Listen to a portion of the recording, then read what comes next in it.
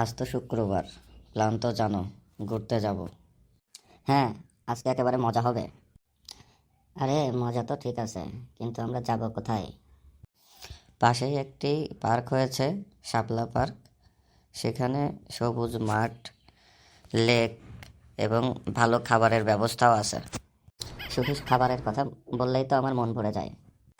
তোর তো সবসময়ই খাওয়া দাওয়া। দোস্ত, জায়গাটা তো দারুণ। হ্যাঁ, আমি আগেই বলছিলাম, এখন শুরু হোক মজা।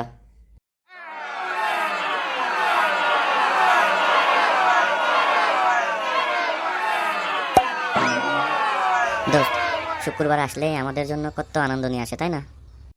ঠিকই বলছিস, পুরো সপ্তাহ কাজ আর পড়াশোনার পর এমন একটা দিন দরকার, যেখানে একটু আরাম করা যায়।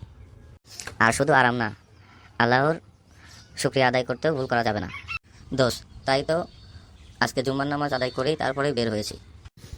আর জুম্মার নামাজ আমাদের একে অন্যের প্রতি যত্নশীল হতে শেখায়, বন্ধুত্ব আরও মজবুত করে। আচ্ছা, কথা বাদ দে, এবার খাওয়া দাওয়ার সময়। দোস্ত, দিনটা খুব ভালো কাটলো। সত্যি, শুক্রবার মানে এমনই হওয়া উচিত। একটু মজা, একটু শিক্ষা, আর আল্লাহর প্রতি কৃতজ্ঞতা।